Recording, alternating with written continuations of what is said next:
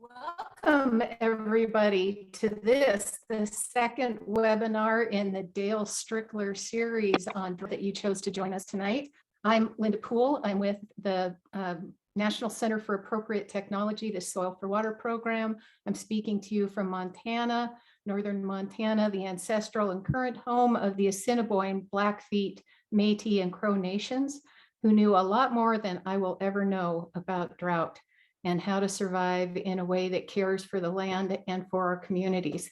And so I'm honored to be here with you today. Luz Ballesteros Gonzalez will be the person who's handling our technology tonight. And as people are joining us, I'd just like to go through a few little housekeeping details.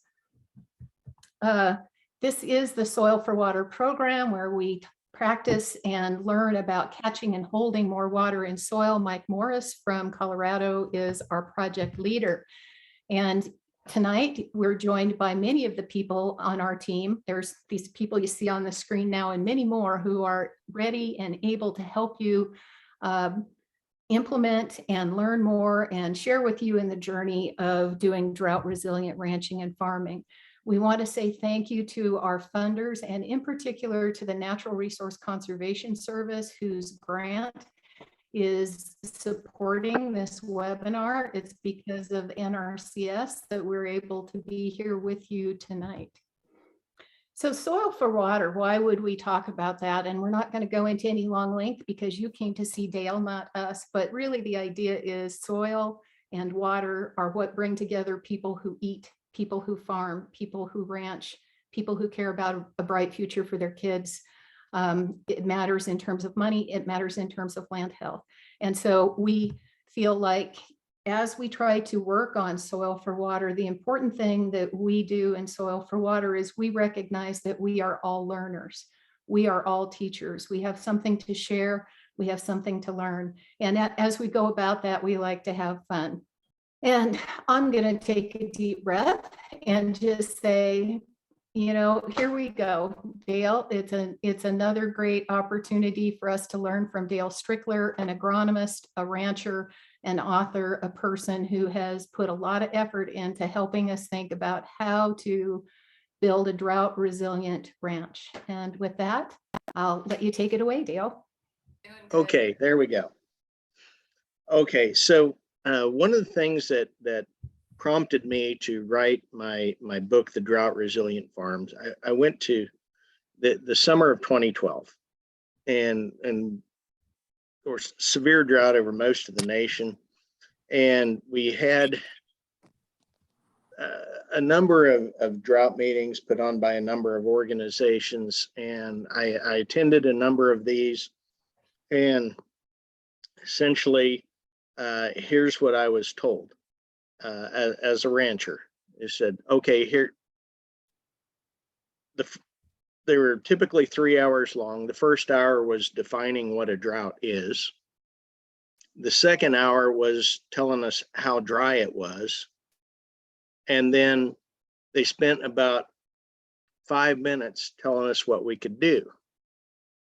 And essentially this was what we were told. You can either wean early or you can destock.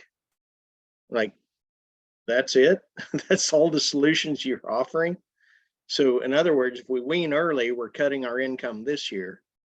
And if we get rid of our reproductive animals, we're getting rid of income for years to come. And we're selling all of these animals on a drought market when they're worth nothing because nobody else has any feed to feed them. And then we're going to buy them back at some point, supposedly, when it starts raining again. And they're going to be prohibitively expensive because everybody else is looking for stock as well. Like, there has to be better solutions than this, because this is not satisfactory. So one of the first things I wanted to talk about was essentially, how have we historically responded to drought?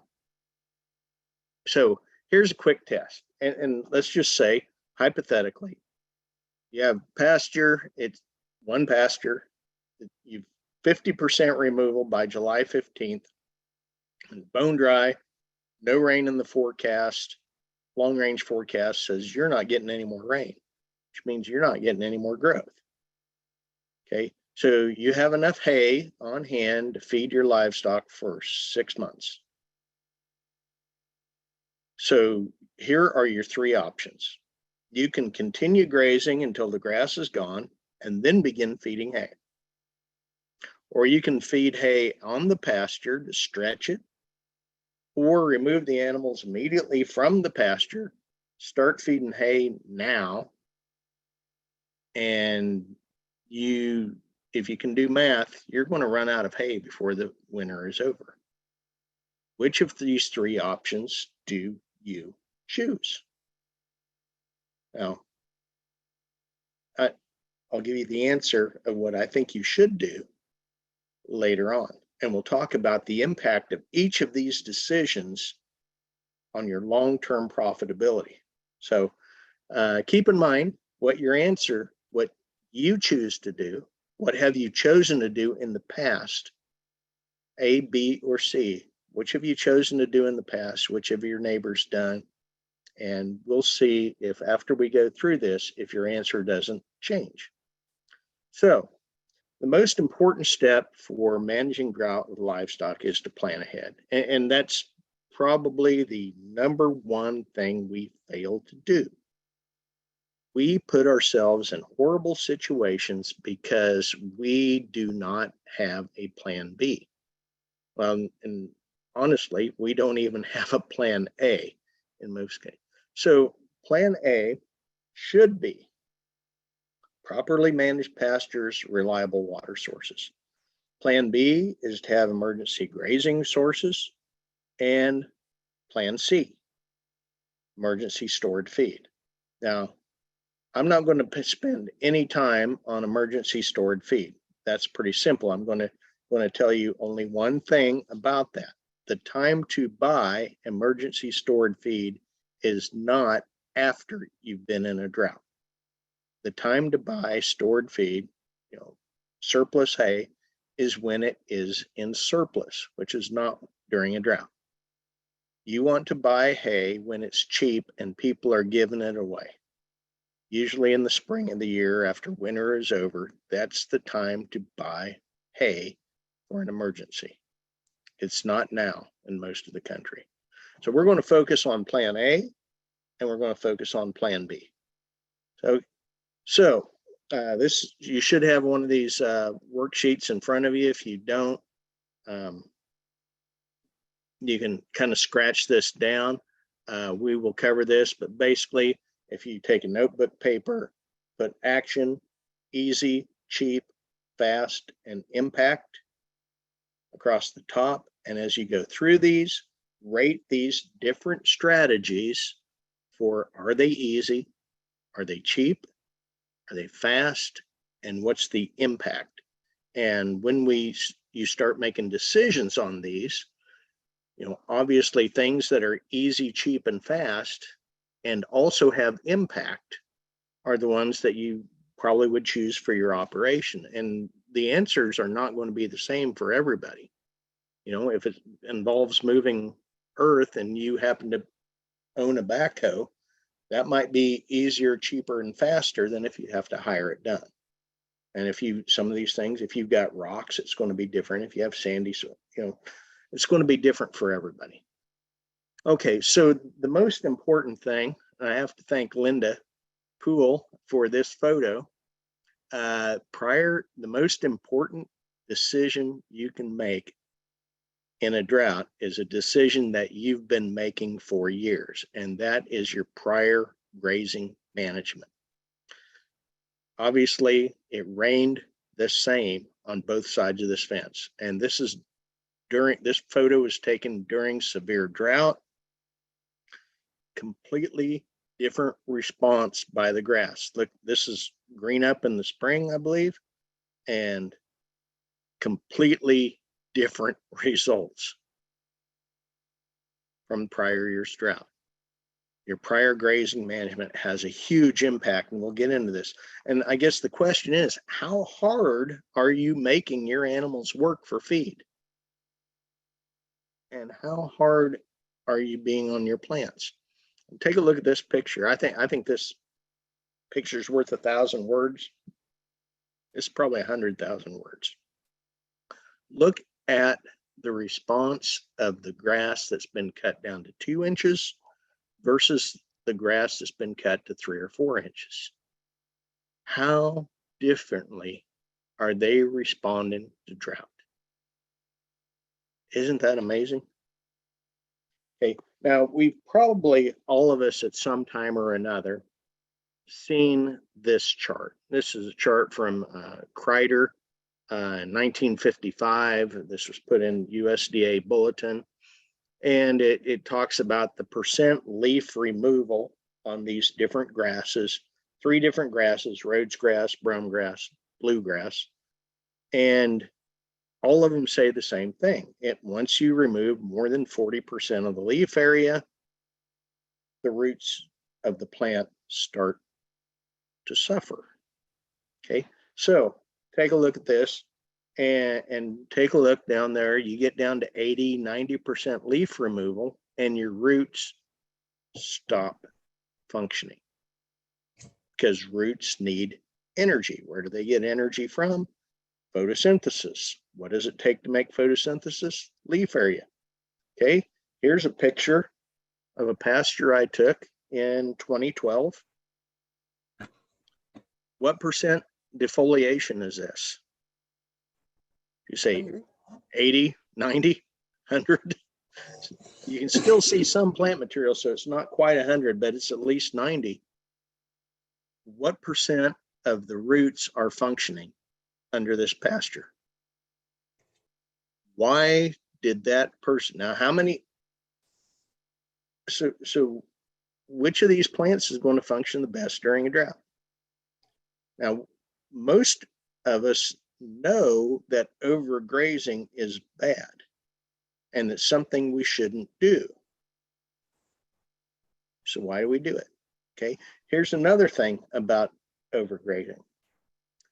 If you remove too much of the ground cover. Now on that pasture I just showed, or this one right here, what percent ground cover is that? 10%? 20? It's not much. So take a look at this. This is University of Nebraska. 3 inches of rain. And the green bars to the right measure the runoff. Look at the runoff or the pasture had 50% ground cover, which is more than the picture I just showed you. 70% of that 3-inch rain ran off. That means of that 3-inch rain, only 9/10 of an inch actually got in the soil. Whereas where you had 95% ground cover, look at how much 2.7 inches got in the ground. Is there a difference in the response of your plants between 2.7 inches and 9/10 of an inch? Absolutely. Same exact rainfall, but completely different results based on how much ground cover was left out in that pasture. So it becomes very, very important. You know, when you have a pasture like this and you get that big drought breaking rain, and usually when a drought breaks, droughts are usually ended by a flood. And sometimes it floods because we have so much runoff, because so much of our landscape looks like this pasture at the end of a drought. And the drought persists because so little of that flooding rain actually gets in the soil. And so, you know, if I were speaking in front of a live audience in a crowd here, and I asked the audience, how many of you knew that overgrazing was bad before you walked in here? Every hand would go up. We all know that overgrazing is bad. So why do so many of us do it? It's almost a universal practice. If you drive up and down the road and you go Pasture one, number one, overgrazed, yes or no. Pasture two, over. It's almost universal and entirely universal, it seems like, in a drought when it is so detrimental. Why do we do it? Well, one reason is that we seem to think that overgrazing makes you more money. And you think about that. If you rent a pasture, if an unscrupulous person, not you, of course, but an unscrupulous person rents a pasture, they always try to stick a few extra animals in there. Why do they do that? Well, they think they're getting more good, more financial gain from that pasture. But if you look at this chart, you can see that green line, net return per acre, does not peak at the heaviest stocking rate. It peaks at what's called a lighter side of moderate stocking rate. Now, what a moderate stocking rate is different around the country. I mean, obviously, if you're in Iowa, it's going to be different than if you're in eastern New Mexico, or what we consider a moderate stocking rate is different. But most of us can eyeball a pasture and say overgrazed or properly grazed. You don't need to be a range scientist to figure that out. It looks good or it doesn't. You've got ground cover or you don't. So if the maximum net return per acre is greatest at a somewhat light stocking rate, why do so many people graze past that? Why do we do that? It makes us less money. You don't overgraze because you're greedy. You overgraze because you're ignorant, or more likely because you do not have a plan B. So we're going to talk a lot about how do you develop plan A? How do you develop plan B? And this is just putting the same thing into numbers. If you look at the far right-hand column, this was done during two different time periods. You look at light, moderate, heavy stocking rate. The light, heavy, moderate stocking rate was the heavy stocking rate actually lost money. And the lightest stocking rate made the most. In this period, again, the least profitable was the heaviest stocking rate. And so when you ask why this is, it's because when you graze, it takes grass to grow grass. When you graze too hard, you look at this chart, you look at the one, the smooth brome, for example, which is a common pasture type in my area, smooth brome. You look at where they left a 3-inch stubble height. Now, this was clipped, not grazed. There is a difference. But where it was clipped, 6,000 pounds per acre. Where you had a 6-inch stubble height, 12,000 pounds per acre. You doubled the yield simply by grazing easier. And by grazing easier, it allowed you to graze harder. That's almost an oxymoronic statement. You try easier and you get better results. Can you think of any other impact, any other action you can take on your property where you can double your production without spending one extra dime? Anything where you can double your production without spending an extra dime. That's what grazing management can do for you.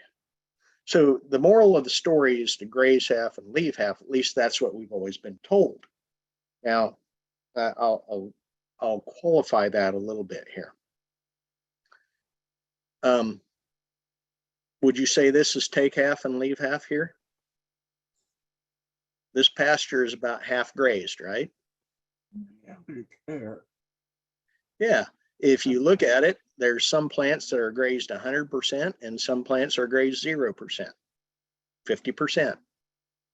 Okay, so from what I showed you about the root growth earlier, we've got some of these plants, you know, you look at this plant right here, that's grazed almost 100%, at least 90. What's the roots going to be like under that plant next year? We also saw that this one over here that's grazed 0%, it has no more root vigor than one that's been grazed 40%. So there was, this plant contributed nothing. This ungrazed plant over here contributed nothing to your financial position. It contributed nothing to your livestock. And you say, well, I told those cows that they were supposed to graze every plant 40%. Well, never send your cows to town with a checkbook. That's a decision you make. How do you control, how do you change this situation where half the plants get grazed 100%, half the plants get grazed none? Well, this is why I so strongly recommend rotational grazing. I used to think rotational grazing was all smoke and mirrors. It's a bunch of hooey. It's, you know, this is just something people promote to sell fencing equipment, but it really does work. And especially when you become more and more intense. Now, what I've got here is just a very simple rotational grazing strategy here. Basically, you put them on, they eat everything down, and then let's just say they're on each paddock for a week. So there's 4 paddocks, so they're on a paddock for a week. How many days rest does a paddock get in this system? It's 21 days, right? So it's grazed for a week, rested for 3. So 21 days rest. If you ever raised alfalfa for hay, well, hold on just a second. Let's move to the next one. Let's step it up, step the management up a notch and see what happens. Okay, so now let's cut each of these quarters into 7 pieces by using this little portable poly wire. So each of these quarters is grazed for 7 days. Same 7 days, but they're only given 1/7 of that quarter at a time. So the rotation is still 28 days long. But how much rest will this little strip where the cattle are in, this little strip, how many days rest will it get before they come back? It's 27. They're getting essentially 21 versus 27. You're talking about approximately 30% more rest. And when you look at the growth curve of grass, where it's kind of that S-shaped curve, this puts you in that rapid growth phase where most of your growth will occur between days 21 and 27. If you've ever put up alfalfa for hay and harvested pre-bloom versus mid-bloom, you know your yield essentially doubles. This is the magic, actually the science behind the magic of rotational grazing. This is how it works.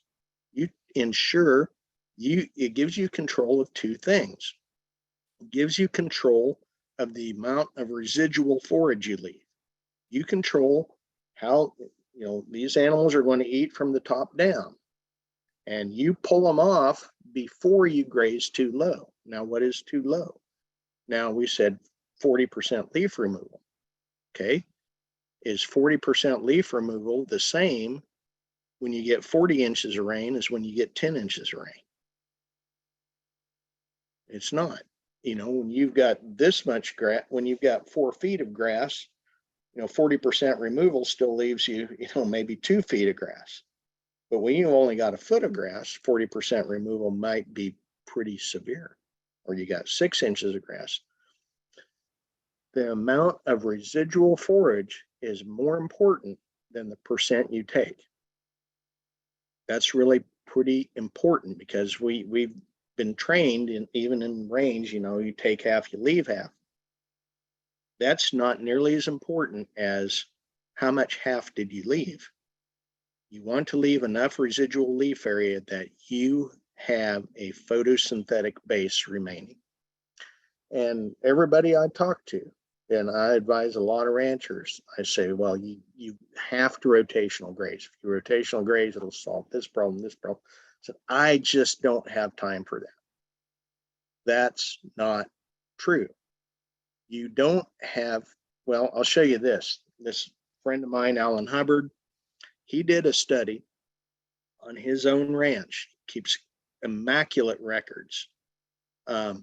He kept track of, he had, depending on the landlord, he had some landlords that allowed him to rotational graze, others were opposed to rotational grazing. And so he kept track of both systems on his ranch. And look at the difference. The continuous grazed pastures took almost, on average, about twice the time per animal as the rotational grazed one. You think, how can that be? You got to spend, you know, 9, 10, 12, 27 hours a day moving fence. And now it's more like 15 minutes per pasture moving fence with, you know, portable poly reels, step in fence post. It goes really fast. But what happens is that the animals become very tame. They become very trusting. They know that if they get right, line up right behind you, said that they're going to get some fresh feed. And so gathering them becomes easy. Doctoring them becomes easy. Observing them becomes easy. Finding them becomes easy. If you're out on remote range land, you know, you don't have to spend 4 hours looking for that one animal that's holed up in a bunch of cedar trees. They're all in one spot. You don't need to play hide and seek for hours every day trying to find them, just so you can count them. So one other real benefit of rotational grazing, and I guess not rotational grazing per se, but of leaving adequate residual, as what I've got a picture here is a droplet of dew, and all those little squirmy things in there are the larvae of Ostratagia, brown stomach worms. Internal parasites, the larvae will survive in these little dew droplets, and they can climb up on that plant basically as far as the dew is.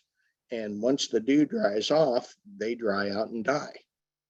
And a new crop basically comes out of the manure pats and crawls up and every day. And so once it gets up to about 6 inches, there's not much dew because the wind is drying it out. The 95, I've seen where 90 to 95% of the parasitic larvae are found in the bottom 4 inches of the grass plant. If you never graze below 6 inches, you just don't have parasite issues. You know? So basically, to summarize of all that, more residual that you leave at the end of each grazing period means you're getting higher quality forage because the animals can be selective. You're getting a higher yield at the next grazing period. So grazing easier allows you to graze harder. You got cooler soil in the summer. It's going to be warmer in the fall, so it extends your grazing season. You got more biological activity in the soil. You got higher soil organic matter. So higher soil organic matter means you can hold more water, which we talked about last week. You get better water infiltration. So when it does rain, more goes in. You're getting less soil erosion and you're getting less parasite infestation. So when I say leave more out there, I said, well, I just can't afford to waste grass. Is the half you leave just wasted grass? No, it's not wasted grass. Number one, I just gave you all the reasons it's not wasted grass, but in a little while, we're going to talk about the other reason it's not wasted grass. Very, very important reason. And I think that this concept that I'm going to talk to you about later on may be the single biggest profitability factor in a ranching operation.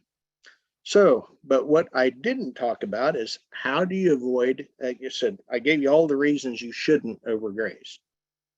But what I haven't talked about is how do you avoid overgrazing in a drought. Now, one thing we did talk about is shifting to an intentional managed rotational grazing scheme. I think that should be number one on your list, but we'll talk about some other ones. And one of the best ways is simply to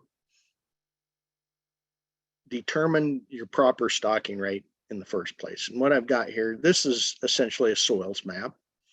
And NRCS there's some things that NRCS is just fantastic at.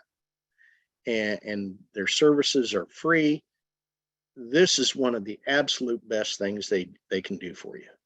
You can go to a soil map. If you have no history, if you were to plunk down in the middle of an area, you had no idea how many acres per cow or anything like that, NRCS can pull up your maps and with a fair degree of certainty tell you how many pounds of live weight per acre of pasture that you can carry on any particular property in a wet year, average year, dry year. And we're going to talk a little bit about which of those do you pick? Light year, dry year, average year, wet year. And maybe the answer is all three. I'll explain that in a bit. So start with what's considered a good stocking rate. That's one of the most important decisions you can make. Another one, and this is mainly for people in the eastern United States, because most of the eastern United States pastures are based exclusively, I guess the northern half of the eastern United States, pastures are based primarily on cool season grasses, things like tall fescue, orchard grass, Kentucky bluegrass. That is a mistake. You should base your warm season grazing on warm season grasses. In the western United States, I should say, at least from where I'm at in eastern Kansas to the Rocky Mountains, the pastures are primarily warm season grasses because we're too dry to support cool season grasses. Warm season grasses have a superior physiology when it comes to drought tolerance. They take somewhere between 1/2 to 1/3 of the water to produce a pound of dry matter as cool season grasses. And if you're in the eastern United States and 100% of your pasture base is cool season grasses, you will have what's called a summer slump. And so you want to,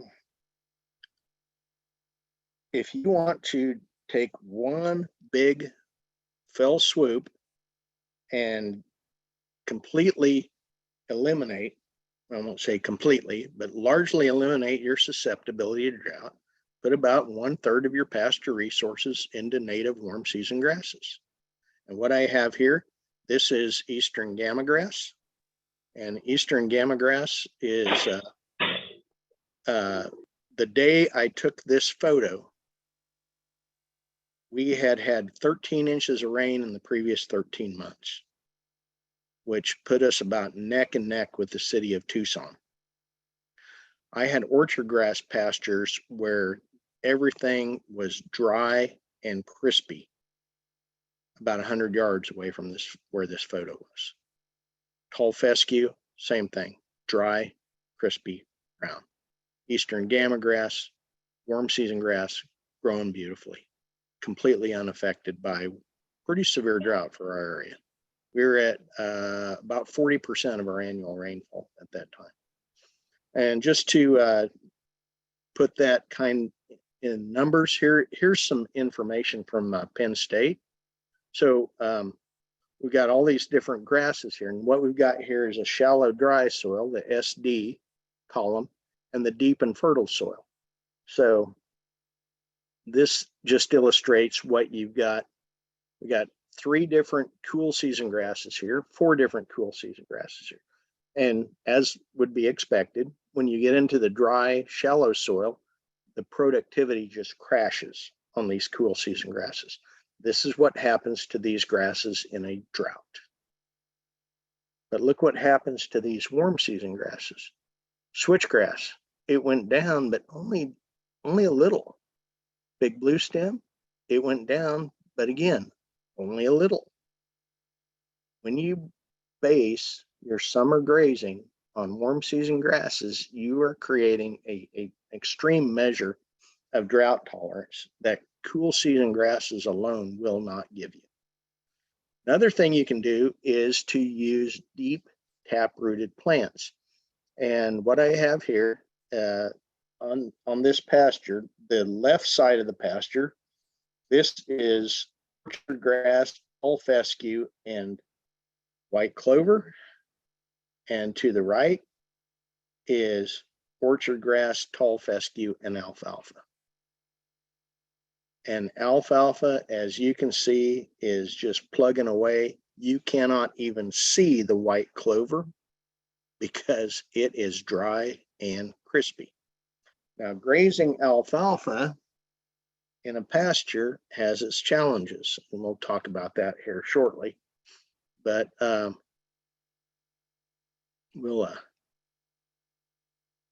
moral of the story here is to put deep tap-rooted plants, forbs, into your pasture. This is chicory. There are a number of deep tap-rooted forbs. A number of our wildflowers are deep tap-rooted forbs. Things like cup plant, compass plant, Maximilian sunflower, plantain. There are a number of these deep-rooted forbs. Seek them out and use them. Grass monocultures will not be nearly as drought tolerant as a pasture containing these forbs. And some of these forbs, chicory, for example, will bring water up during the day because of transpirational pool. The water that the atmosphere is pulling out of the plant through transpiration causes an upward movement of water within the plant. At night, when it hits the dew point, water by gravity, the atmosphere is no longer pulling water out of the plant after you hit the dew point. So it goes back down in the plant and leaks out around the roots of the chicory. It will irrigate the grass around it. Okay, now another thing, I said, do you stock for a dry year, an average year, or a wet year? What if you could stock for essentially all 3 of them? And so one of the smartest old cattlemen that I ever met told me that he ran a cow-calf herd and stockers together. And I said, why do you do that? That seems to complicate your management. He said, it's really easy. If the problem with running only a cow-calf herd or only running stockers is you never know what kind of year it's going to be. Said, if you have cow-calf herd and you have it stocked for a wet year and you end up with a dry year, you got to sell cows. Said, if you stock for a dry year and you end up with a wet year, well, you just had a bunch of grass you didn't convert into money. So he said, I run enough cows for a dry year and I run enough stockers for a wet year in addition to the cows. And as I hit trigger dates, essentially, by July 1st, if I haven't got this amount of rain, stockers go to town. By August 1st, if I haven't got this much, stockers go to town. And so he could always make use of his available grass but never run into a drought situation where he had to be selling cows. Because selling cows, the reason we delay selling cows is because that's painful. That's your future income. And you've spent years a lot of times building genetics, and the cows know your place, and they know your management, and they know how to operate within your system. And it's hard to have to sell those animals. But nobody cries when you sell stalkers. You have stalkers to sell. That's what they're for. And so it's really makes destocking a painless issue. And if you run them in the same pasture together, as you move those stalkers out, you're taking grazing pressure off of each pasture. And so I thought that was just a brilliant idea. So we got a pause to poll. Which of these actions for making your pastures more drought resilient is a good fit for your operation? And so we're gonna want you to jump in there and give your option. Which of these fits your operation? Which of these do you want to talk about?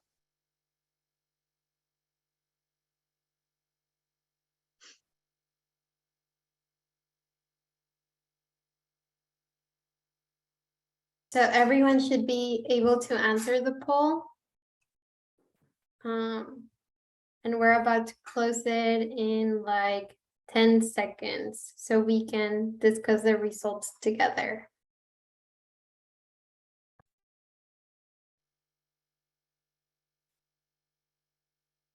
Okay, so we have about 55 of the participants answering. So if you have an answer, please rush to do so we can go ahead and close it. Okay. And then let me see. 60%. Perfect. So I'm about to end the poll. Share the results. So Dale, everybody should be seeing the results.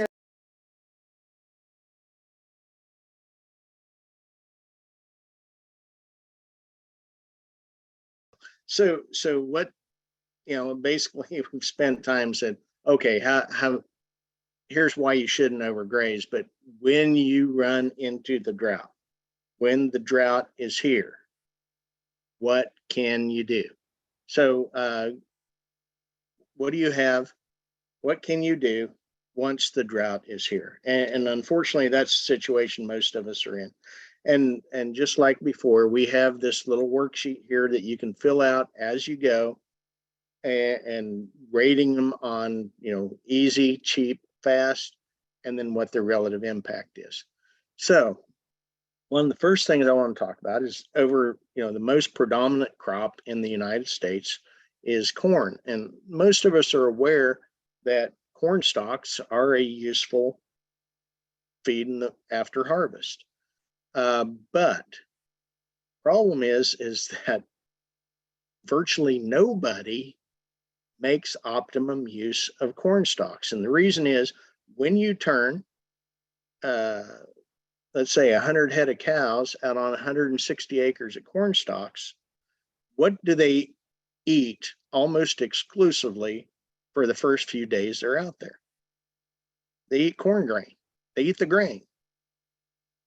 And what happens when you take a ruminant animal and you switch it from a forage diet to a starch diet 100% right away?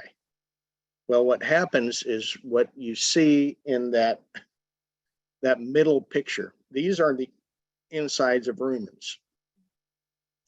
To the left is what the inside of a rumen is supposed to look like. You got all these little fingers called papillae. The papillae are for absorbing the volatile fatty acids produced during rumen fermentation. The one picture in the middle is a rumen that's been burned up from acidosis, from eating too much grain. Unfortunately, all over the corn growing areas of the United States where they pasture corn after harvest, this happens to almost every cow out there because they're going to eat the corn selectively. The spilled grain is going to get selectively eaten.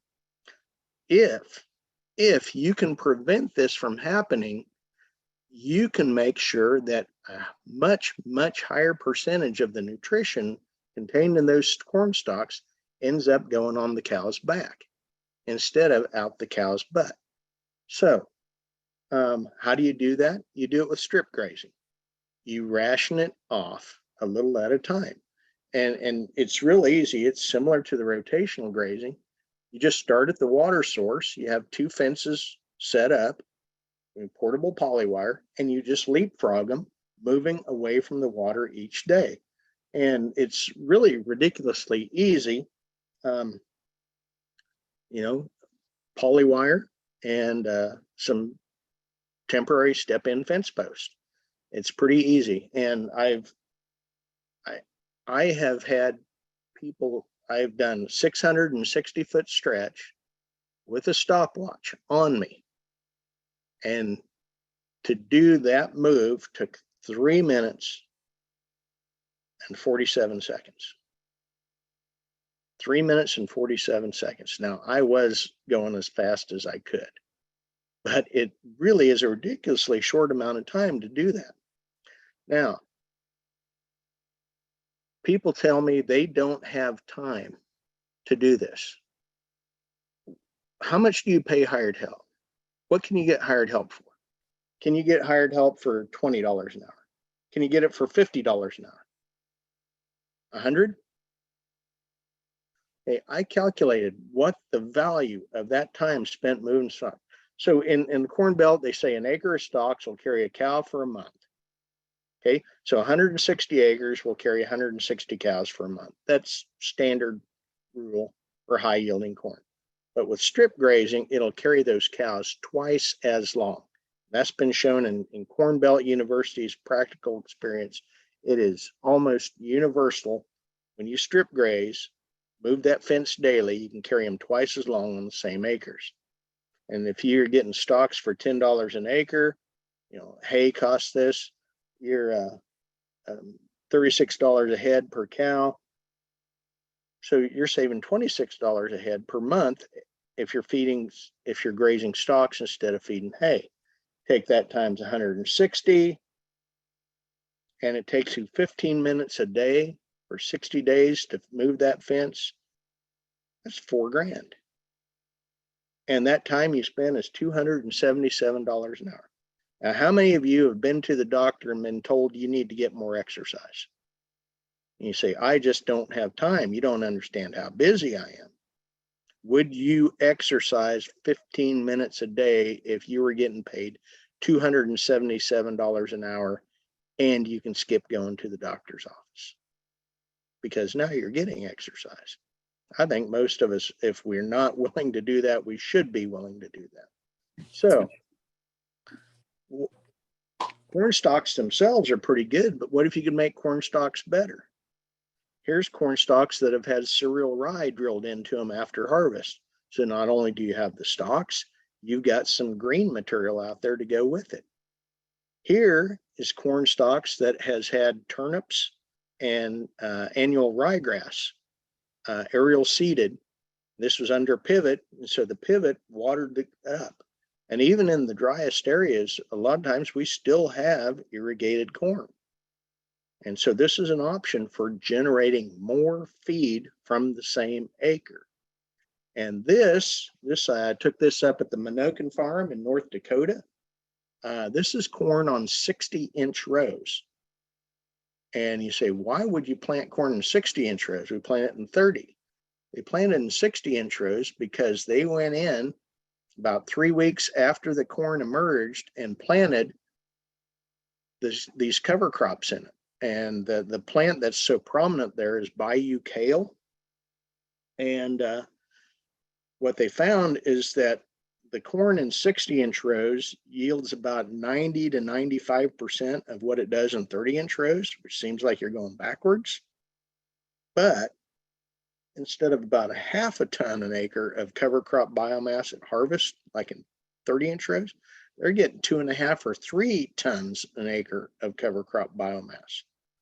And if that ton of biomass saves you a ton of hay, that 3 tons might be worth $300 extra an acre of income in hay that you don't have to buy. And then another emergency forage that we never think about a lot of times is failed crops themselves. I took this picture of corn in 2012, and a lot of these pictures came from the year 2012 in this presentation. This photo, that picture of the pasture that was 90% utilized that I kept showing over and over again, this corn was across the fence from that pasture. You think, now what's the yield on this corn going to be? This isn't going to make an ear at all.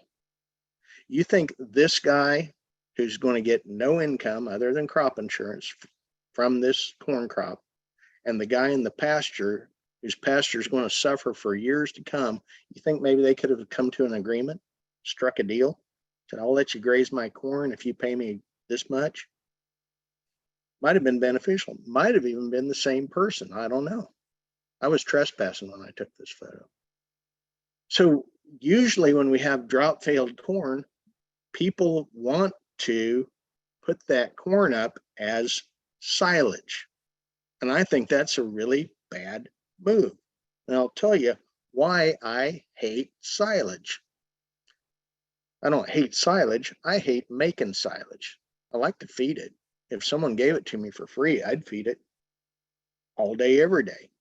But I don't want to make it out of my own corn crop because, first of all, let's pretend you're already in a desperate situation because of drought. So silage is expensive to chop, $200 or more an acre to chop silage. And it removes all the mineral nutrients and organic matter from the field. If you pastured it, they stay in the field. And silage is expensive to haul. Machinery and fuel are not cheap. Why would you spend machinery on a dry matter basis? It costs 3 times as much to haul a ton of dry feed as silage as it does as hay. It's expensive to pack, and if you don't pack it well, have real heavy tractors, it rots. If you don't seal it well, it rots. During fermentation, you lose a minimum of 20% of your feed energy. The industry average is 40%. Now think about that. After you put all this trouble and all this expense into it, the industry average is that 40% of your energy ferments away during the preservation process. And then once you start feeding it, you got to feed it every day or it rots. Seems to me like there's a lot of things that can go wrong with silage, even in their perfect conditions. A lot of stuff goes wrong with silage. It's a very inefficient way of transferring nutrients into an animal. The most efficient way, honestly, is grazing, managed grazing. Now, one of the things that people get really afraid of with drought-stricken corn in particular is nitrate toxicity. So how do you avoid nitrate toxicity when you're grazing drought-stressed corn? Well, here's a trial I did. We were trying to make hot Sudan. We were trying to make Sudan that was toxic in nitrate. And what we did, so we went down the same row and we scissor cut and put into a bag 1 foot of row. We cut 2-inch stubble height and it tested 5,900 parts per million. Lab says this feed is toxic. We went the next foot over, cut 6 inches off the ground, 2,900 parts per million, basically in half. And it said, you can feed this with caution. And then we went the 3rd foot and we cut it at 12 inches. Now you don't do that with a swather, but a grazing animal will do it voluntarily because the stalk is the least nutritious part of the plant. And the test said 1,500 part per million. It's really fairly easy to avoid nitrate toxicity in a grazing situation on a tall, mature plant because animals eat the leaves, which are low in nitrate, and ignore the stalks, which are the high nitrate part of the plant. And if you end up with too much nitrate, if you take a test, and most veterinarians have a quick test for nitrate, there is a bolus called Bovapro that you can dose the animal with. It's essentially bacteria that eat nitrate. And you run the animals through a sheet, you poke this bolus into them, and you have bacteria that will live and proliferate and eat nitrate as long as that animal's receiving high nitrate feed.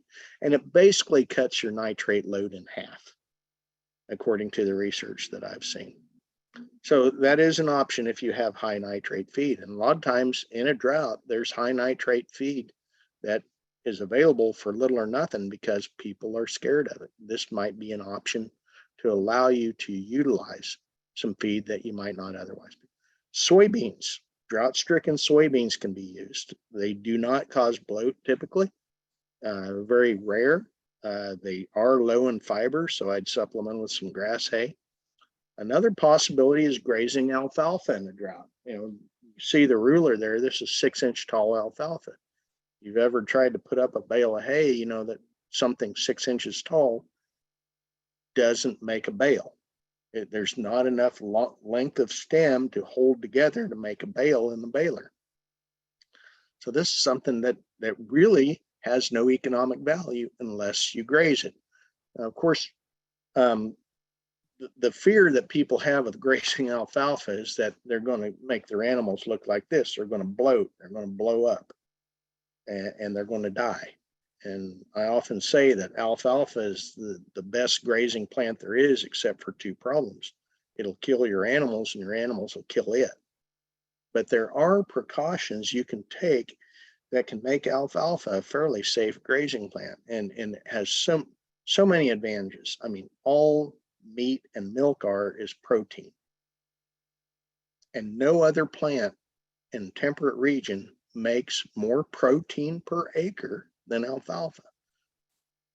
On my own personal ranch, I have alfalfa in every single grazing mixture. Every perennial pasture was largely alfalfa based as a good percentage of the composition. And you learn to manage it. And if you're interested in ways to manage alfalfa for grazing, send NCAT. I can post grazing alfalfa on the NCAT form for everybody to look at later. Okay, another source of feed in a drought, a lot of times, especially when the drought hits in July, August, September, long after cereal grains have been harvested in most areas, we can have a lot of wheat straw, barley straw, oat straw, a lot of small grain straw. Now, when you feed straw as is to a ruminant animal, they don't digest it very well, and it's extremely low in protein, doesn't have a lot of feed value, usually considered as bedding. However, if, like these bales, you see they have a little bit different color. They've been treated with anhydrous ammonia. You see the plastic there that seals it up. You can take a hose, perforated hose, to the bleeder valve on an anhydrous ammonia tank, put in 60 pounds of anhydrous ammonia per ton of straw, leave it in there for a few days.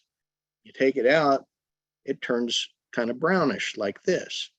And here's what happens to it nutritionally. That ammonia breaks the bond between lignin and cellulose. Now, lignin and cellulose together are not digestible, but if they're separated, then the cellulose is digestible. The other thing that ammonia is that ammonia can be used by rumen bacteria to produce protein. So it counts as crude protein as long as there's an energy source with it. Rumen bacteria can manufacture protein out of ammonia. And so by increasing the digestibility, animals are able to eat more, and you see an average of 18% greater intake. So not only are they eating more, they're digesting more of what they eat. and they've got a protein source in there as well. So this was fairly popular back in the 90s for a while, and then people kind of stopped doing it. But in a year like this, you might be able to get a hold of wheat straw and use it as an emergency feedstuff. Another reason that wheat stubble might be valuable, and I took this picture in 2012 and I was driving by Dodge City, and I saw on the same farm this field full with wheat stubble, just full of weeds, and there was a sprayer driving around in this field killing these weeds. At the same time, the pasture just adjacent to this field, the guy was hauling bales of hay to his cattle, and his pasture was slick as a pool table. He was spending money to eliminate a solution to his problem. Every one of these weeds, I mean, there's common water hemp in here, there's Palmer amaranth, there's kochia, there's crabgrass, there's foxtail. Every one of these weeds is palatable and nutritious to animals. And a lot of times we are overlooking feed sources that we may have. My dad one time was able to rent, or essentially he was able, as free rent, he had a neighbor's wheat stubble that grew up to solid pigweeds, and Dad went out and chopped it for silage, and the neighbor could not have been happier. Said, "Thank you for getting rid of all those weeds." Dad took it back, made a layer on top of his corn silage, and I did an analysis on the corn silage and the pigweeds. Pigweeds were just as high in energy as the corn silage and had triple the protein. Pretty good deal. And if this is your pasture, or let me rephrase that. Let's say you're renting this pasture and the landlord shows up and sees the pasture looking like this. What does the landlord want you to do? Usually they want you to call an airplane and spray the place with Tordon and get rid of all this brush because it's choking out all the feed. Okay. The next picture I'm going to show you is the same picture, only expanded out. See the power of that polywire? When you enclose animals behind that polywire, all of a sudden they start eating everything that's put in front of them. And I don't quite understand the power of the polywire to do that. But when you are moving, rotationally grazing, moving on a daily basis, those animals become very competitive and start eating everything. It's kind of like when you walk into a Pizza Hut buffet and you're the only person there, you're going to walk around 3 times and pick out the single thing that looks the best. If, however, you're standing at the Pizza Hut buffet, you hear brakes screech, and you look up and it's a school bus carrying the high school football team, you're going to grab what's ever in front of you and get to eating because you might not have another chance. Same thing with cattle. When you move them in, they become more competitive and they eat everything, including things they do not touch under continuous grazing. It's not because they're starving. Their behavior changes. If they're going to eat this brush standing up like that, and the problem is they can't access all the leaves on these trees because it's above their head. But this is some of my cattle, and during drought periods, I would fire up a chainsaw and start cutting down trees. Not just to get rid of the trees and not just to make firewood, which I was doing anyhow. I cut trees for firewood. I just chose to cut the trees down while they had leaves on them because my cattle could utilize them. This is a practice that got my grandpa through the drought of the 50s. He told me about this, so I started doing it. There are a number of tree leaves it is amazing that once you train cattle to eat trees, they will eat almost every tree species. I mean, I've found very few tree species that they will not eat. This is hackberry right there. See, the trees are tearing into it, and that's the tree after they're done with it. They glean a lot of feed. My grandpa found that about one medium-sized tree per cow per day kept them happy and kept them in really good flesh. Another emergency thing that you can, when you enclose them with polywire, they eat a lot of things they don't under continuous grazing. You can see that this little heifer calf of mine is eating cattails. And what happens during droughts? Wetlands, ponds dry up. And you enclose them with a polywire, you can turn a lot of that wetland vegetation into feed. Sometimes it's the only green thing out there. And the power of the polywire, some other things you can do,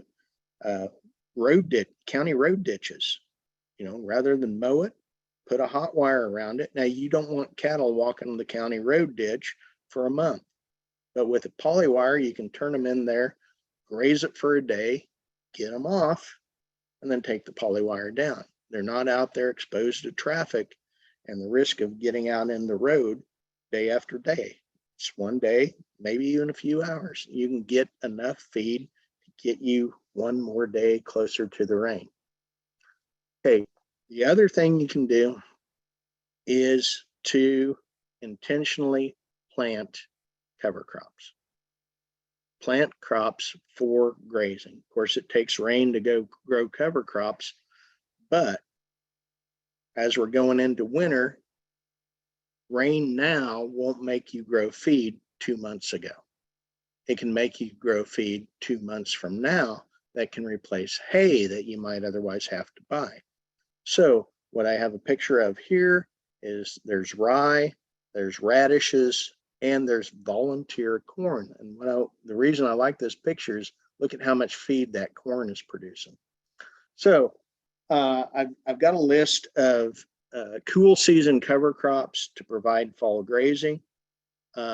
So these are things that you can plant as soon as the nighttime temperatures drop below the 80s and as soon as you have adequate moisture. So brassicas like turnips, rapes, collards, spring cereals, and spring pulses. So these are things that I call category 1 because these will winter kill once it gets down into the teens, but they make a lot of fall growth. So there are things that are winter hardy. Winter hardy plants tend to make limited fall growth and a lot of spring growth. Winter sensitive cool season make much more abundant fall growth. If you mix the two together, you can have the best of both worlds. Like, for example, you can plant spring oats and winter rye, and the rye will come on mostly in spring, but the oats can make a lot of fall grazing. Okay, so here's oats and radish, and this produced this was planted in mid-August, made a tremendous amount of grazing in November. Turnips, collards, look at that big old leaf. That's about 27% protein. And then you have your winter hardy cover crops. Now, winter hardiness is going to depend on a lot of things. Different varieties, your soil moisture. If you have good soil moisture, the temperature fluctuation slows down. Moisture is a buffer against temperature change. If you have more snow cover, you have better winter hardiness. You have, if you have gradual cooling rather than rapid cooling is more likely to cause winter kill than gradual. And if you got a lot of surface residue, that acts as insulation to keep things alive. So as a group, these things tend to provide some fall grazing, but primarily spring grazing. So I've got the temperature that these winter kill on here. So this presentation is being recorded, obviously. So I'm not going to go through each of these. You can go through it at your leisure later on and take this information down. So this is some cereal rye and hairy vetch. And this is taken the 1st of June. And you can see this was right close to right around 3 tons per acre of biomass. So pretty significant by June 1st of the following spring. Crimson clover and winter barley. It's a beautiful field and a lot of feed. So another thing that I'd like to point out, and this is something I think way too few people take advantage of. Take a look at this. Look at the percent carbohydrates in the roots by mowing date.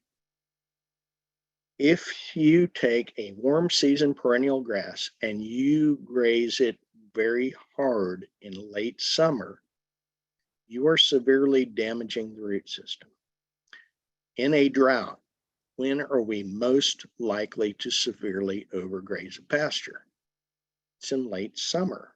Almost always, at least over most of the US, our droughts are most severe in late summer.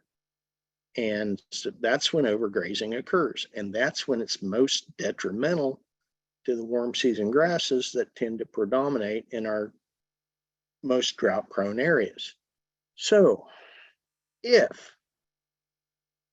you can plant a cover crop like this of sedan grass, or a sedan grass based cover crop, there's sedan grass, there's cowpeas, there's sunflowers. It's a diverse mixture. You have the means to rest your perennial grasses during the last half of the summer when they're most vulnerable to defoliation. This gives you some feed, some high quality feed that time of year. It also allows you to rest your pasture. And we'll talk about what that can do. This is a mixture of sun hemp and cowpeas, which are both legumes. These were planted in wheat stubble and pastured in August and September. And so this, because they're legumes, they're also growing nitrogen. That's going to benefit the corn crop that follows in the rotation. So this is paying its way 2 ways. One is through, well, actually multiple ways, but one is through the nitrogen it fixes, the other is through the feed it provides. So this is a benefit both for the livestock owner and for the crop owner if they're different people. And of course, if they're the same person, so much the better. So you say, but yeah, you're wasting that grass. You know, if you rested it, well, you didn't take advantage of it. Well, when you rest that grass, you end up with standing dormant forage at the end of the growing season. Is this grass wasted? I already went through all the reasons you want to leave this grass. Is this grass wasted? Okay. And take a look at this. Dormant season forage removal on the growth of next year's forage. Compare the October grazed to the ungrazed. You see how removing that forage after dormancy, was actually beneficial, because by removing that excess forage, you are allowing the new growth to reach sunlight easier. So letting that excess forage go into dormancy is good for the plant. Having a lot of stubble going into dormancy is good for the plant. Getting rid of that stubble after dormancy, also good for the plant. Are you starting to pick up where I'm throwing down here? Okay.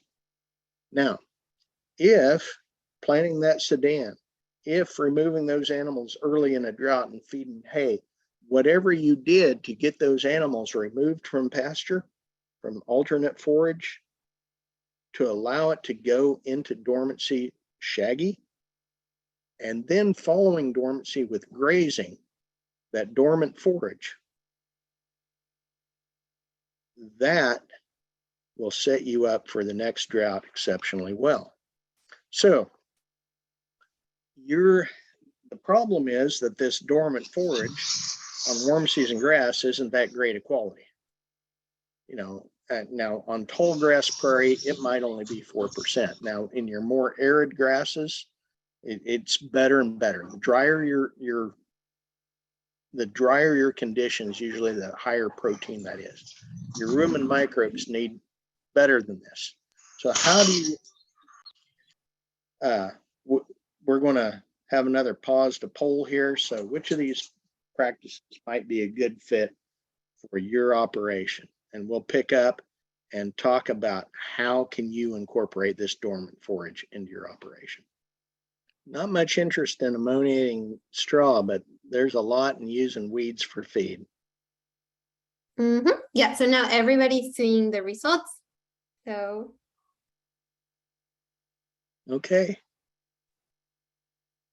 I'm going to close the poll so we continue. Okay. Interesting. Okay, so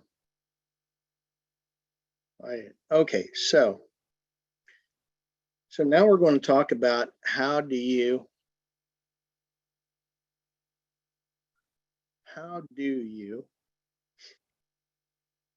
enable animals to make better use of dormant grass, because this is one of the things I think has more potential for improving profitability in most pastured livestock operations than any other. That's the ability to make use of dormant forage.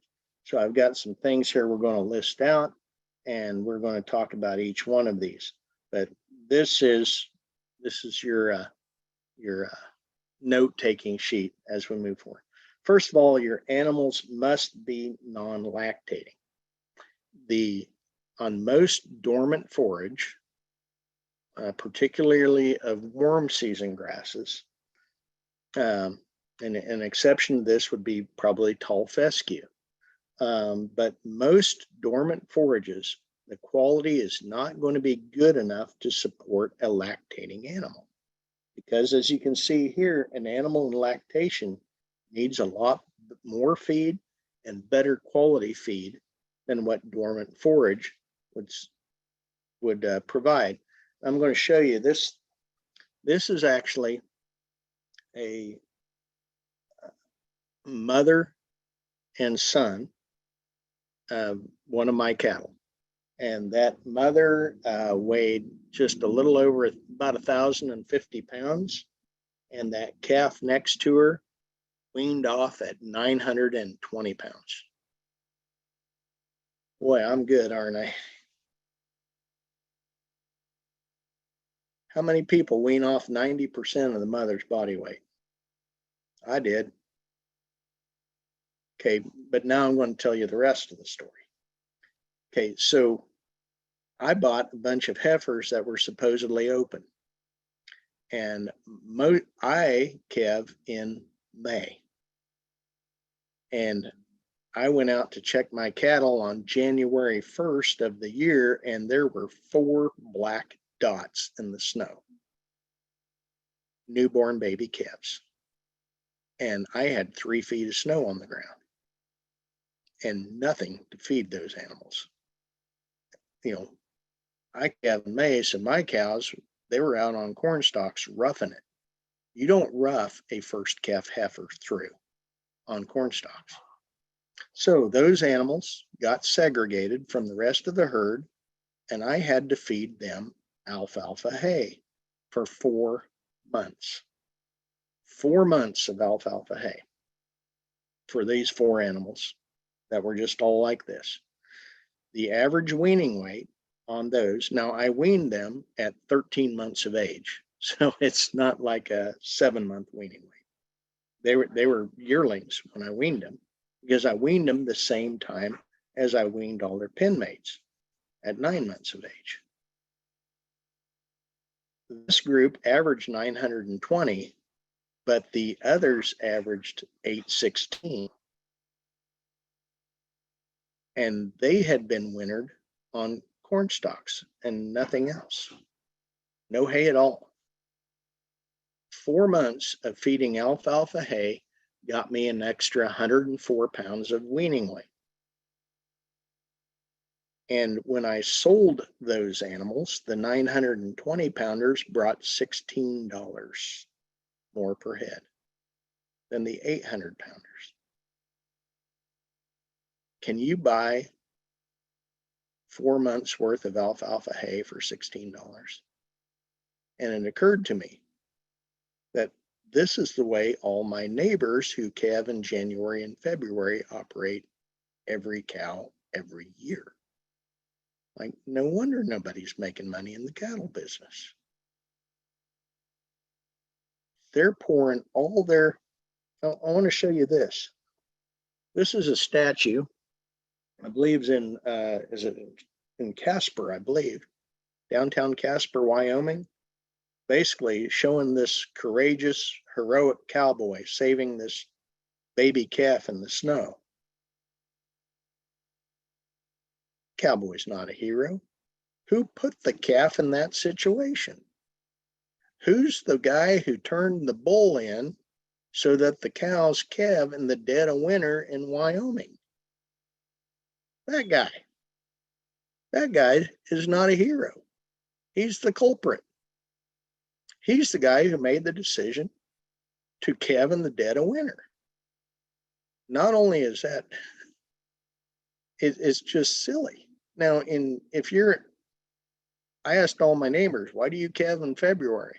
They said, well, we can get it done by the time we go to planting corn. This guy's not in corn country. Why is it universal to calve in the middle of winter?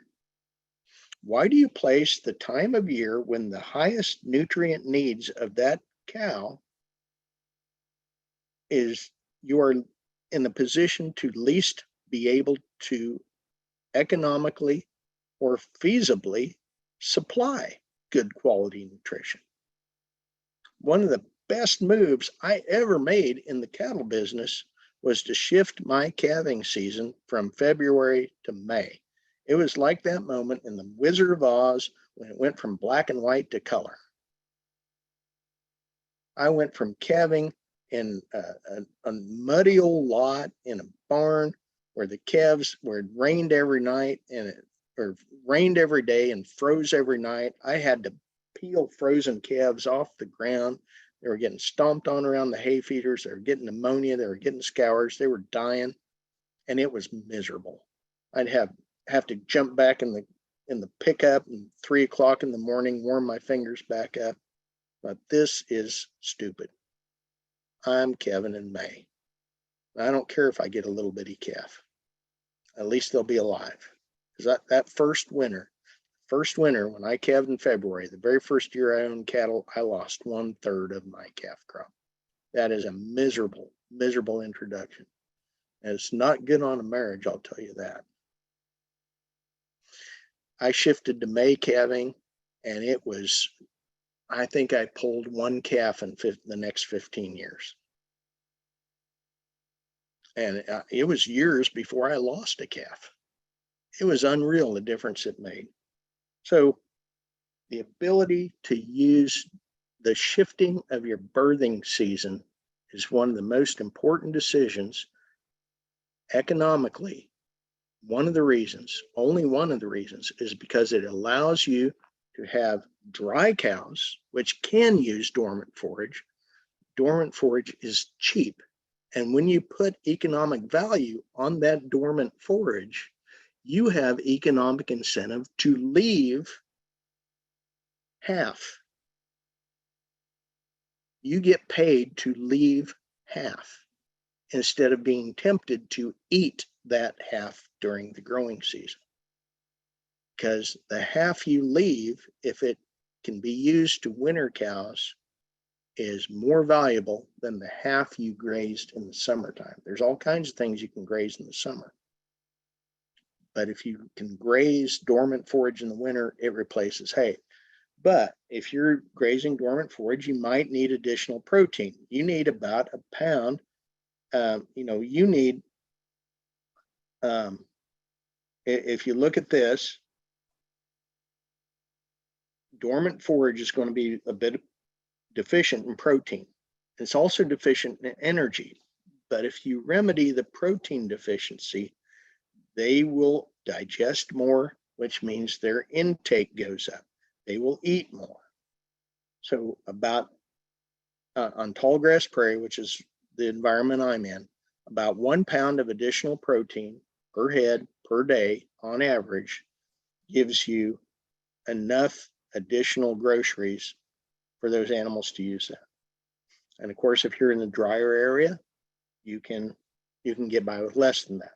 So the amount of supplement it takes, these are the 3 protein supplements that are widely available in my area: soybean meal, DDGs, dried distillers grains, or alfalfa hay. These amounts will each give you about a pound of additional protein. And when you give them more protein, as you can see here, they will eat more. It stimulates intake because it stimulates enables those rumen bacteria to reproduce and digest stuff. And you want high protein and low starch. And if you look at this, if you look at the very bottom line, the fiber digestion, the one where the fiber digestion really tanks is the lowest, is the 1/2 pound of crude protein and the 6 megacals of energy. This is low protein, high grain. Low protein, high grain reduces fiber digestibility. The one with the low end, the best one, 36.1, that's high protein and low energy. You want a high ratio of protein to energy in that supplement. That's why you want things without starch. Starch causes acidosis in the rumen and lowers fiber digestibility. You want protein without starch. Another thing that I found to be very effective, Amifirm. I have no ties to the company that manufactures Amifirm at all. It is something I have used with great effect. And if you look up the research on low quality forage, the stuff does provide a tremendous help. So do ionophores. Rumensin, Bovatec will greatly improve the utilization of low quality forage. They're also good on high quality forage, but basically what they do is they reduce methane emitting microbes in the rumen. Methane is full of energy. It'll burn. When animals belch methane, they're losing energy. Stopping methane belching is not just for environmentalism, it's for economics. When you put a stop to that, more energy is retained in the animal. Here's something else, more good news. Frequency of feeding. Look at that. When you feed 3 times a week versus daily, the animals actually perform better. You work half as hard, feed twice as much every other day, feed the same amount per week, but you're only working half the days. The animals perform better because instead of waiting for you at the gate, they're off eating. If you feed them daily, they're waiting for you at the gate. If you feed them every other day, they're off eating. And another thing that you ought to consider is instead of feeding them protein in the forms of bags, buckets, and bales, this is in eastern Colorado actually, he went and drilled rye into the pasture. Now this is in 12-inch rainfall area, folks, but he caught some good winters and he drilled rye into his warm season grass pastures so that there would be green grazable forage. Now this particular one was not grazed, but it could have been. And that green forage can be your protein supplement. Okay, so here's where we started. We had what do you choose? Given what we've talked about, continue grazing till the grass is gone, feed hay to stretch the pasture, or remove immediately. Almost everybody in reality chooses option A. Some people will do option B. Virtually nobody does option C. So if you do option A, what does it do? Well, you might have enough feed to last the summer, but you end up with your pastures looking like, landscape fabric. There's nothing left. And you use 100% of the grass. Your animals are in bad shape. Your pastures are in bad shape. You couldn't feed the cows enough in the wintertime. They fail to rebreed. You have to cull them because they end up open. And you don't have a good root system, and you don't have enough cover to capture the rain when it falls. So your 1 year drought has multi-year effects. Option B, very similar to option A, except your animals are in better shape but they're going to continue, even though you're feeding them hay, they're going to continue biting every last little bit of green, and your pastures are still going to be in horrible shape. So what about option C? Well, you fed half your hay in the summer, but what do you have? What do you have when you only ate half of it in the summertime? When you hit dormancy, you've got dormant forage that you can graze. And it's good for the pasture to graze it after dormancy. So you can graze the first half of the winter.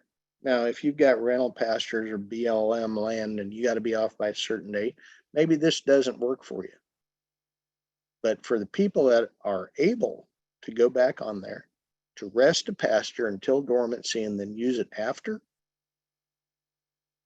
you can have your animals go into the winter in good shape. They can rebreed. Your pastures are in phenomenal shape. Even in a horrible drought, they still have cover. Same situation, but different management gives you completely different results. So we're going to pause the poll here. Strategies for enabling animals to make better use of dormant grass. Dale, this is Linda, and we are running way over time. And I think what we'll do is we will skip the poll. Okay. And people can come to the Soil for Water Forum, as Dale said, and we can answer these questions because we're very interested in your feedback. But if we could just move on to the next section, please. Okay, sounds great. Thank you. Okay, so again, we have one of these things, and we want to talk real quickly about supplying drinking water, because pasture is worthless without water.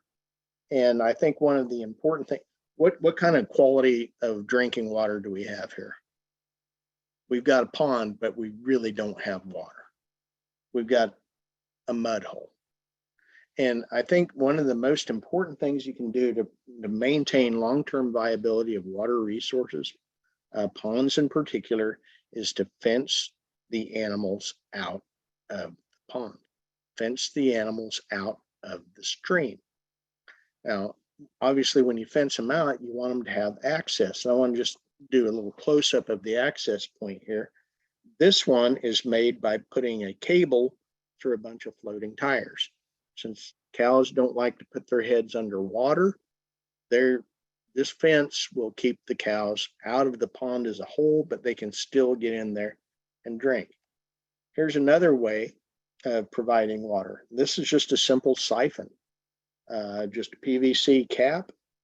You got a couple ball valves, one on either end, and you shut the ball valves off, unthread it, fill it up, screw it back on, and then open the ball valves, and water comes out the tail end. So you can siphon water out of a pond if you need to. This is just a stream that has had multiple ponds put in it so that you can keep water as high on the landscape as you need to. And as the top pond starts drying out, you can siphon it down into the one below it, and then it in turn, the one below it. So if you start running out, you can keep moving water to where you need to. Solar panels. Solar panels can transfer water uphill out of a pond without the need to have cattle getting in the pond. Livestock ruin ponds if they're allowed free access. And in my area, every 10 years, you expect to have to pay a couple $1,000s to clean out a pond because we don't fence the ponds. Now, a solar panel or some other pumping device, but solar panels are becoming the most prominent, gives you the opportunity to move water wherever you need it. And this is some HDPE pipe, high density polyethylene pipe, and that is a plasm coupler, like a quick coupler. It's got a spring load in there, a spring loaded valve that shuts it off when you pop it out. And when you stick it in there, you can move water. That stuff can be laid on top of the ground. It's burst proof. And so it can freeze without, it'll freeze, but it won't break when it freezes. Cattle can walk on it, but it's real handy to run along a fence line, and you can put one of those little plasm couplers, one of them little pop-ups anywhere along there, just put a T in there, and you can tap into water with a temporary tank. I showed this picture last week with all the swales. What a great way of retaining water on your landscape and using for livestock water. Again, these can be siphoned or drained or pumped into a bigger reservoir used for drinking water as things get dry. This is a spring box. Just dig into a bank where there's a stream or a spring, backfill with gravel, put in a collection pipe, and then have a collection reservoir there. This is something that may have utility for some people, may not. But if you have a shed, I just saw a video where they did this at the county fairgrounds. Instead of having to put in an expensive water system for all the livestock at the fair, they did rooftop rain collection, collected it in a barrel, and used that. Developing your own well. Obviously, hiring a well driller is expensive, but this is a little deal I saw on YouTube one time. Basically, you use garden hoses and have a little PVC handle, and you drill into the ground, and the water pressure digs it. And then after you've got the hole dug, using water hydraulic pressure, you just slide a casing down there, slip the PVC pipe out, and move on. And irrigation. Now, obviously, pastures are not, most of the time when we have irrigation, pastures are not our usual source of crop. But these K-line pods, K-line pods, this is a towable system. You tow them with an ATV. They're pretty cheap. You can hook them up to even a small water source, a small pump, and start sprinkling the pasture. And this is a way to get a little bit of additional productivity out of short-term droughts. Really useful, like in the East, where maybe your drought's a month, maybe it's 2, but it's not going to be, they're fairly high labor, but they're ridiculously cheap compared to other irrigation systems. So the thing that we're doing here, when we go into the question and answer, and as we go to the forum, here's what we'd like you to do. Attend. Thank you for being here, but just being here doesn't guarantee that you'll do any of this. And the tendency is that we attend sessions like this, we listen to these things, and we don't make a single change in our operation. So what we want to do is we want you to choose, we want you to get the most good out of this session that you can. So when you listen to what we talk about, pick one of these goals. Which one would have the most impact on your operation? And then for those goals, we had this list of actions of practices, which of those practices ranks the highest on the easy, fast, and cheap versus impact? Which of those is going to have the most value for your operation? And then tell a friend, go to that Soil for Water forum and say, I, state your name, I'm going to do this, and I'm going to do it by Halloween next year. And then I'm going to go get on this forum and report back to everybody. Excellent. And this is how the forum works. This is what it looks like. If you go to forum/soilforwater.org, you can read there without any type of a login or anything. You're welcome to just read and look around. And if you go there, go to the forum, you go down to the bottom here, and there is the Drought Resilience Network, and that is the home for us. The other thing that you can do is, while you're there, go and put your flag on the Regenerators Atlas of America. This is how people can find you. It's also how you can find other people. If you're looking for other folks who are in really dry country like you are, you can go to the forum and choose some of the options. You can hover over the little dots and they will tell you who is in those different precip zones. And that will bring me to the end of what I wanted to show here. And let's see. What I thought we'd do is, okay. So what we're going to do is, I missed a bunch of the great stuff that Dale was talking about because I was taking your notes from your first session, and that was going to be the start of our second session. But just so that Dale knows, as we go into this Q&A, and we'll do this Q&A for up until another 25 minutes if people want to stay on. The top results that came in is people wanted to know about stock water solutions for drought and for rotational grazing, Dale. They wanted to know more about alternative feeds and livestock management options for drought. We have a lot of people who are really struggling with the drought. I am not alone in that problem. There's curiosity when you talked about warm season plants, and especially the deep-rooted forbs, and how that can be used, how they might be established, and how they might be managed. Are there any problems with livestock on that? We had a lot of non-cattle people in this room, and that, there's my heart, because if you look behind me, I raise sheep and chickens. So I'm pretty happy there's a bunch of people who really wanted to know about pastured grazing with goats and chickens and pigs and ducks and even bison. Improving drought resilient forage in native range and pastures. So how can we take our native pastures and help them be more drought resilient? We have a fair number of people in the room who are technical service providers, educators, researchers, and I thought they might want to huddle up on some of these things.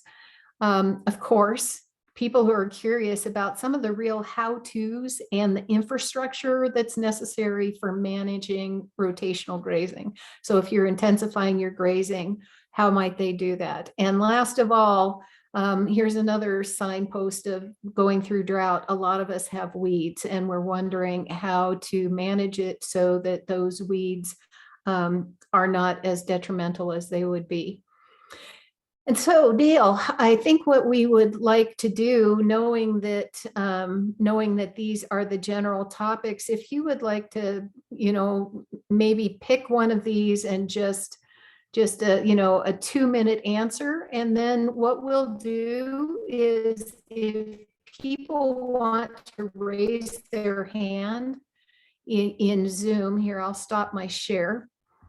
If people want to raise their hand, you go down to the bottom of your Zoom screen, and there's a little thing that says reactions. It's towards the right-hand side, and there's something where you can raise your hand, stick your hand up, and we will let you unmute and ask Dale your questions. So Dale, while people are starting to think about if they want to ask you a question directly, would you like to say something about that list that we saw of, Okay. of some of the top questions that people have? Well, I think one of them I'd like to address is the weed issue. And one of the worst weeds that we have in our cattle pastures here in the eastern part of Kansas is Sericea lespedeza. And for years, we have struggled to find a legume that will live in our native range and thrive in our native range. And we have struggled and struggled. Now we have this weed coming in called Sericea lespedeza that is a legume that grows really, really well in our native rangeland. And the only thing we can think to do with it is to find some way of killing it. And it is an absolute ideal goat feed. Goats love the stuff. They perform exceptionally well on it. Now it's very high in tannin, which makes it bitter to cattle, but that same tannin also eliminates internal parasites, which is one of the main production problems with raising goats. And there's a town, I tell people that there's a town in Alabama with a statue of a boll weevil, which is one of the worst pests of cotton. 100 and some years ago, boll weevils were about to wipe out the entire cotton crop in Alabama. You think, why would they put up a statue commemorating this pest?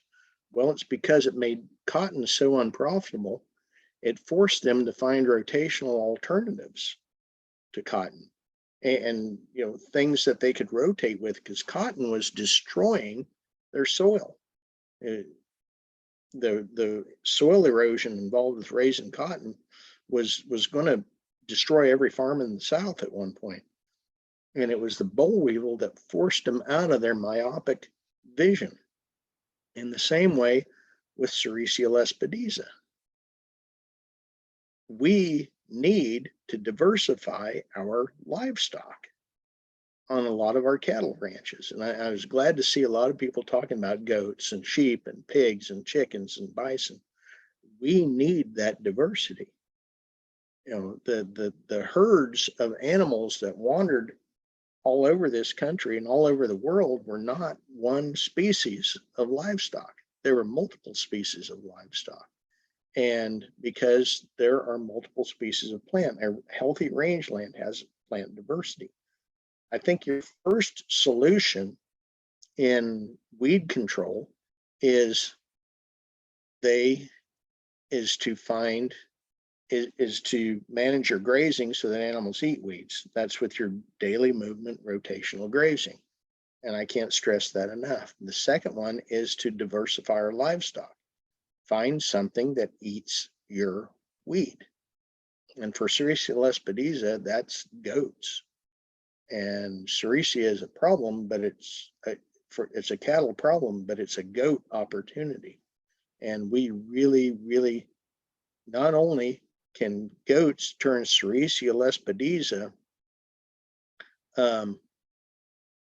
into $5 a pound goats, it also, the part that's not digested comes out in the manure and the urine and fertilizes the grass with it. So, yeah, make use of it. Use it. So, sorry, Dale. I'm not seeing any hands sticking up, and I'm remembering some of the comments that were in the first breakout session. I wonder, the idea of pastured chickens, there's a lot of people who are doing that. And what Yes. I'm understanding and what I see with my chickens too is that pattern of if we graze it at all, we get some bare ground, and then I start to worry about managing the litter. So do you have any advice for people who are doing pastured poultry through drought? I know people say that turkeys thrive, maybe the idea of switching species involved. What's your advice? I always wanted ostriches because I thought I wouldn't have any problem with coyotes then. But I think, yeah, as I've seen some of the comments, grazing one species and then another help control internal parasites. Yes. Because goats, cattle, goats, or now sheep and goats will share some of the same, but cattle and small ruminants, they're dead ends for the parasites of one another. So that helps. Running chickens can help because chickens will eat, they'll scratch through cow pies and scratch through manure, and pigs will also eat manure. And they'll basically turn those parasites into protein. And so poultry, if you use poultry, one of the things, they're scratching, they can create bare ground pretty quick. So I think it's important to keep them moving quickly before they bare the ground, and to leave quite a bit of stubble before you turn the poultry in, so they're still getting some green feed. But poultry can tremendously impact pasture, very beneficially. Their feces are very, very high in available nitrogen. It is absolutely amazing what poultry can do for pasture productivity, especially since the nutrients are largely coming from imported grain that you're bringing onto your field. So don't let it get bare is number one. And if you do let it get bare, try to give it extra time. That's always easier said than done, but try to give it extra time to recover. Yeah, So, pay me now or pay me later, right? For the roots. Yeah, and it's a lot easier to prevent that from happening than it is to allow it the extra time to heal after it's happened. Yeah. So prevention is better than cure. Always.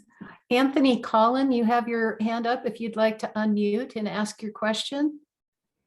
Sure. And forgive me if this is a bit off topic, but I was wondering for ranchers that are in a situation where they have kind of imposed diversity, i.e. the wildlife kind of interacting and the wildlife not caring where they put fencing, and grazing on stuff that they're trying to manage. Do you have any kind of recommendations on how to manage your own operation if you can't control where the wildlife is or goes or grazes?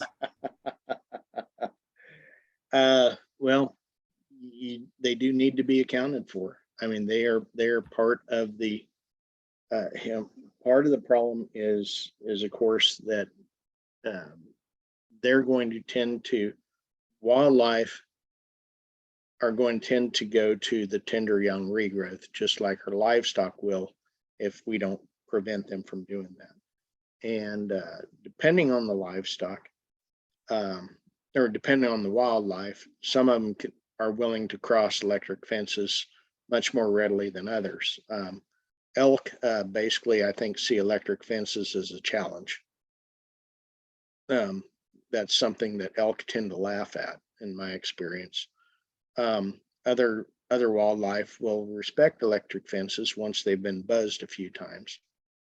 So, and I found that even deer, actually, I don't know if you've ever seen the deer fences, how to make a deer fence or an electric fence deer resistant anyhow. But one of the worst electric fences for deer is old style electric fence. And what I mean by that is 14 gauge farm store wire on rebar posts with claw type insulators. That's just asking to have problems. Get good electric, and it's a little bit beyond the scope of our conversation, but get good fencing materials. And I'm talking either 16 gauge aircraft cable or high tensile fencing, not 14 gauge soft wire, not claw type insulators. And I never like to have an electric fence post that is a conductor, no steel. none at all. I tend to stay completely away from conductive fence posts. Now, beyond that, you can have a deer proof, I say deer proof, there's no such thing, but a very highly deer resistant fence from having basically two electric fences, one that's a single wire and the other's a double 2 wires, and have them staggered just a few feet apart. And the single wire, the height of the wire is right in between the two. And you can Google this and find specific instructions for it. But it is absolutely amazing. Deer walk up to that and because they don't have good binocular vision, they don't have good depth perception, it's hard for them to gauge how tall that fence is and how deep that fence is. And so they don't want to jump it. They are very, very hesitant to jump that double fence. Now, that might be a lot more expensive, a lot more work than what you're willing to go through, depending on the amount of wildlife problems that you have. But I know people that are trying to fence deer out of high value crops that deer tend, like watermelons. Deer just annihilate watermelons. That's been very effective at keeping deer out of watermelons. And if it'll do that, it'll keep deer out. Again, you have to balance what are you spending versus what you're gaining in that regard. But I've found that I used to have horrible problems with deer breaking down electric fences. Once I switched to using stronger conductor material, I went to 16 gauge aircraft cable, which is way stronger than 14 gauge soft wire, and non-conductive fence posts. My deer problems really went away. Gotcha. Thank you much. I don't know if that's helpful or not. Yeah, I think so. I have plenty of questions, but I don't want to let the people behind me get a chance to. Come to the forum with those questions. I think, Lee, you were the next person that had your hand up. Yeah, and I wonder if I could pass this to Greg here because he has his hand up in the interest of time. Sure. Greg, Rio, would you like to go? Unmute. Hi, Greg. You're on mute. There you go. Hi, Dale. Yeah, I mean, Good to see you again. yeah, it's been a while. Yeah, for us, access deer is a major problem. I'm in Hawaii, Mhm. and so we've got no natural predators. They were introduced here to this island in the 50s, and right now, basically, we tried everything with electric fencing, and basically now what it's boiling down to is we got to go game fence on the boundaries, and that thing is expensive. But there is no grazing plan anymore. The cattle might not be back into a pasture for 6 months, but those access deer are wherever it's nice, lush, and green. So with drought, you're able to manage through drought for a long period of time. But with population of deer like we have, it's out the window. And basically, it just boils down to being able to keep them from coming back in before you can manage them. And so, I mean, that's our basic problem in Maui County. But, other than that, this has been a terrific program. Really enjoyed it. Thank you. Thank you folks very much. Thank you, Greg. Lee, did you have a question? Yeah, so there was a question that came up, and several people were interested in that same question, and it has to do with grazing on public allotments, right? Do you have any experience, perhaps grazing national forest or BLM land or anything like that, with respect to running wire, or putting in putting in any kind of infrastructure for a rotational grazing system on those public allotments, and any advice you might have there. Well, Or experiences. Yeah. that's a very good question. And I have limited experience with rotational grazing. One person I did work with, obviously putting in an infrastructure on a BLM lease is probably ill-advised. Mhm. If it's anything you can't pick up and move, Sure. at the end of the lease. You can do quite a little bit with supplementation. You can, like one person I worked with, actually was on a bombing range, had a Mhm. lease on a bombing range. And of course, you don't want to be driving fence posts out in the bombing range when you don't know what you're going to hit with that fence post. And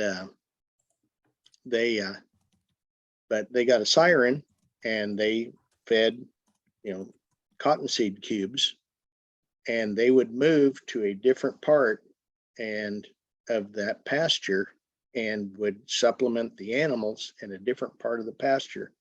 Mhm. And so even though they weren't fencing, they were moving the animals. Of course, after the supplementation, the animals would hang out in that area, and they would try to draw animals to underutilized areas within that pasture. And so you can accomplish many of the same things, staggering the growth out and try to plan it out, have your map. I've seen people do the same with lick tubs, like with crystal. I think Crystal Licks actually even advertises, has some training or some advertisement along those lines of using supplementation to draw animals to underutilized areas. Virtual fencing may be a real game changer. One person I work with is probably more excited about virtual fencing than any person I've ever met, because he grazes about, I think he said about 11,000 acres of BLM land.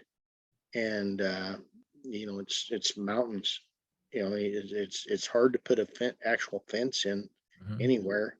And, it's fairly low stock density type stuff, so that your fencing expense is pretty high.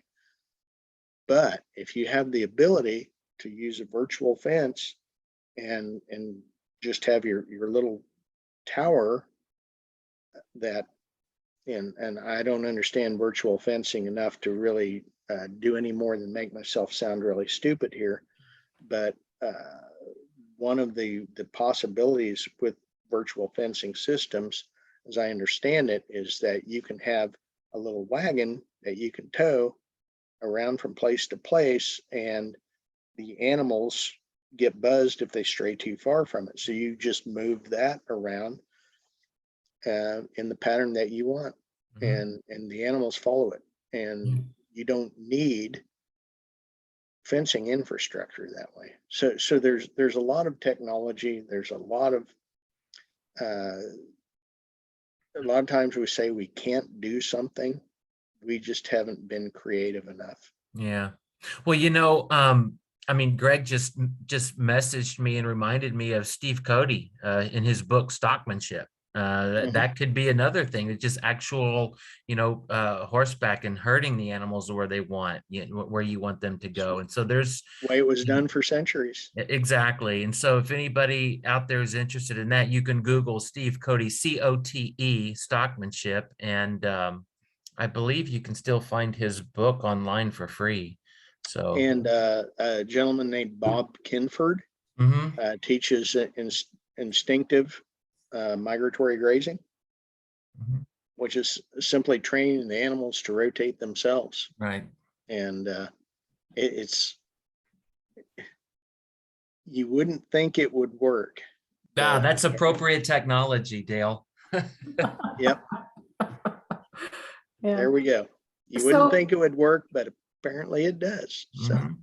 Yeah, we're just about out of time, but one question that came up so much was how to transition the species composition in pastures and rangelands, especially if you're trying to follow your idea, Dale, of having warm season plants for warm season grazing. And I wonder if you could just give us a 2-minute piece on that. Maybe you send us to your book, maybe you send us to your other book, Managing Pasture. I don't know, but if you could do that. Send you to the seed company I work for. Well, that's You know, that's and their position. honestly, sometimes that is, you know, reseeding. And most of the depending on where you are in the United States, sometimes reseeding is the best option, or interseeding is the best option. In the eastern United States, a lot of times our tame planted pastures, just under continuous grazing, just devolve down into Kentucky bluegrass and white clover, and that is most definitely an opportunity for reseeding. It could be a complete re-renovation. You know, let's kill it out, tillage or herbicide, and start over. Sometimes it's frost seeding in the dead of winter. Frost seeding works pretty well, but when you do a reseeding, and here's the big, and Allen Nation used to really say, don't plant anything except fence posts for your first few years. And there's a reason for that. If you do not alter your grazing, you will end up with the same pasture you started with. It is so important if you want to, you know, I'm high on grazing alfalfa. I think it's a wonderful grazing plant. If you manage it correctly, I think few other plants have as much potential. But no other pasture plant has more potential for making you go bankrupt really quick if you fail to manage it correctly. And the first thing you need to do is alter your grazing management. There is a reason you have the plants in your pasture that you do. And almost always it's because of prior grazing management, whether it's weeds, whether it's desirable forages, whether it's Kentucky bluegrass, white clover, whether it's buffalo grass or, you know, black grama, whatever, creosote bush. It's because of prior grazing management.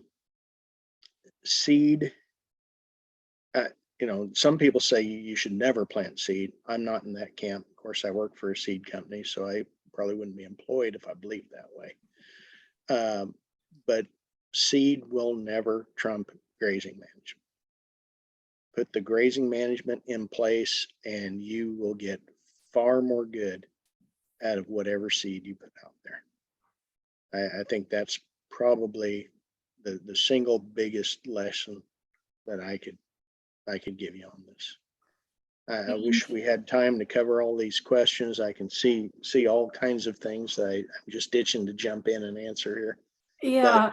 And I see a lot of people did answer in the forum, or, you know, some In the NCAP chat. people responded. So yeah, and you know, the question of seeding isn't you know, our next webinar next week is about drought resilient farming, right? And so I would guess that you're going to be covering some of this same idea about seeding and how to succeed at seeding. You know, so I think that would be a place where we can leave it for this week, and to say thank you so much to Dale for the amazing amount of information that you shared in a short amount of time. I'm serious. If you don't have the book, buy it. I have a million books. I love books. Dale's I've Broken the Spine, because I'm reading it all the time. There's a lot of good information in there. And thank you for your time this week. We will be on the forums